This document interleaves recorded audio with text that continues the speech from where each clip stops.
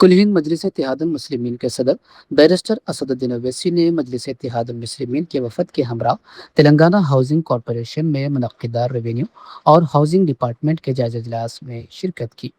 इस इजलास में जारी तरक्याती कामों, हाउसिंग स्कीमों, अवामी फलाही मनसूबों और रेवेन्यू इंतजामिया से मुताल्लिक़ मसाइल का तफसीली जायजा लिया गया ताकि तेलंगाना के आवाम को बेहतर सहूलियात फराहम की जा सके। मजलिस इत्तेहादुल मुस्लिमीन के वफद ने शफ़ाफ़ हुक्मरानी, फलाही स्कीमों पर तेज़ रफ्तार अमल दरामद और मुस्तहिक़ अफराद तक हाउसिंग और रेवेन्यू खिदमात बिला ताख़ीर पहुँचाने की ज़रूरत पर जोर दिया। Simple as that. You wanted what to start us. Let's really start now. Who are the people 2030 is government land? This party is your party, my party is not. You want to construct 2 BHK and majority of the 90% people want 2 BHK over there. And they're living in very unlivable conditions. आप बोलो आप MLA है ना क्या कर रहे हो? What is your feeling by what is your standing or what do you want? वहाँ पे बस इतना ऐसा there are few people. उन लोगों को बस allotment letter we have signed off. We had a very brief meeting about this. We identified the problem.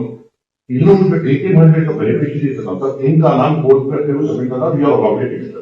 We did that. We just need to get the orders and we are not getting the orders. So we are. My request, I will promise you, within 9 months, today onwards, within 9 months, what the without any perfection, nothing is there, we will complete it. Collector and the housing department as well. The thing that is happening is, sir, we have given the allotment letters to very few. Rest are pending with the court cases. And what is happening is What court cases? so the court cases they are not planning to vacate the particular area. You tell me after that officers give reply. They are not planning to vacate the particular area. There are few anti-social elements who have at least 30 to 40 shawls over there. They give it on rent. And these people are objecting to it. And they are whole of Bhojapur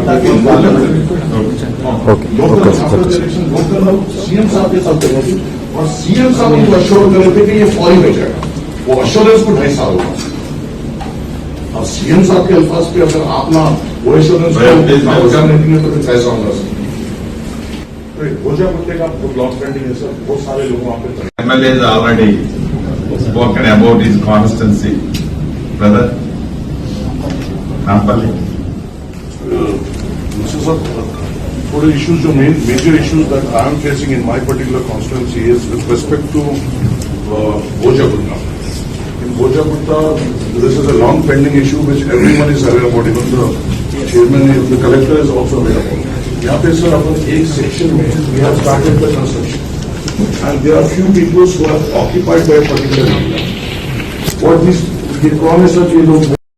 आज revenue minister Ponguleti Srinivas Reddy साहब के साथ जो meeting थी जिसमें barrister Asaduddin Owaisi साहब की सदारत में तमाम मजलिस इत्तेहादुल मुस्लिमीन के एमएलएज अपने अपने कॉन्स्टिट्यूंसीज के जो हाउसिंग और लैंड रेगुलाइजेशन के जो भी मसाइल थे वो हमें आज रखने का मौका मिला।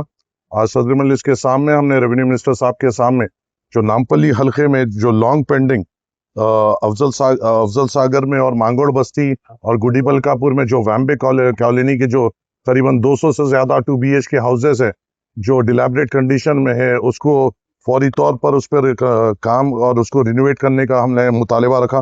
उसी के साथ साथ जो भोजा गुट्टा में जो लॉन्ग पेंडिंग 2 BHK हाउसिंग है और वहाँ पे कई लोगों को वहाँ पे तकलीफ हो रही है उसके पूरे मुतालबात और वहाँ के पूरे तकलीफात और वहाँ पे किस तरीके से इक़दाम लेना चाहिए वो पूरे हम मशवरा दिया।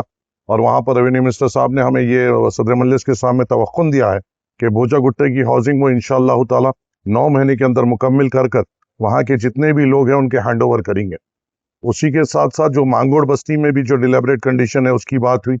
साथ ही में जो लैंड रेगुलाइजेशन के ताल्लुक से हमने मिनिस्टर साहब के सामने बात की वो एक्स सर्विसमैन कॉलोनी जो विजयनगर कॉलोनी में है जो वर्ल्ड वॉर वेटरन्स है जिनके बड़े वर्ल्ड वॉर के में लड़े थे और उनके बच्चे यहाँ कई नस्लों से 2 नस्लें यहाँ पे गुजर गई है और उनके रेगुलाइजेशन का जो इश्यू है वो यहाँ पर हमने मिनिस्टर साहब के सामने रखा और उनको ये कहा कि एक बड़े नेग्लिजिबल रेट में उसको रेगुलाइजेशन के लिए लाया जाए, जिस पर मिनिस्टर साहब ने कहा कि पूरी तौर पे पॉलिसी बनाते हुए हम Vijaynagar colony ex serviceman quarters का भी कोई फैसला करेंगे।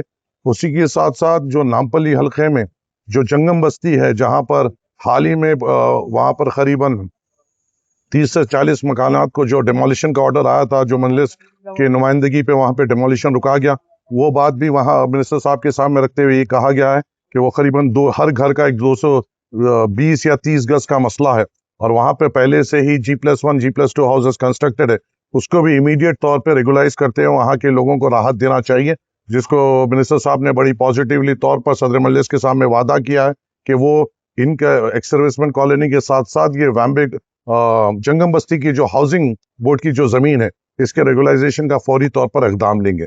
इसी के साथ साथ जो बड़ा मसला सदर मजलिस ने खुद उठाया वो सीताराम बाग के धोबी घाट का है और उन्होंने कहा है कि सदर मजलिस ने मिनिस्टर साहब के सामने मुतालिबा रखा कि सीताराम बाग में जो धोबी घाट है और वहाँ पे जो धोबी वहाँ पे जितने भी लोग वहाँ पे रहते हैं, जिनको एक छोटे कोर्ट केस में सताया जा रहा है, उसको हटाते हुए उन तमाम लोगों को रेगुलराइज करते हुए उनको वहाँ पे सुकून से रहने के काबिल बनाया जाए और वो तमाम जमीन को रेगुलाइजेशन के जरिए लाते हुए उन वहाँ के मुकामियों को हैंड ओवर करना चाहिए। पूरी तफसीली तौर पर इन हर मुद्दों पे बात हुई और हमें यकीन है ये जो लैंड रेगुलाइजेशन के मुद्दे हैं और जो हाउसिंग के मुद्दे जो नामपल्ली हल्के में इंशाअल्लाह ताला हमें पर्सनल मिनिस्टर साहब ने तवक्कुन दिया है सदर मजलिस के सामने कि ये फौरी तौर पर प्रायोरिटाइज करते हुए इसको पूरों का हल निकालेंगे। अभी उम्मीद के साथ हम यहाँ से निकल रहे हैं और इंशाल्लाह हम इसको फॉलो अप भी करेंगे और इंशाल्लाह इसको अंजाम तक भी पहुंचाने की पुरजोर कोशिश करेंगे।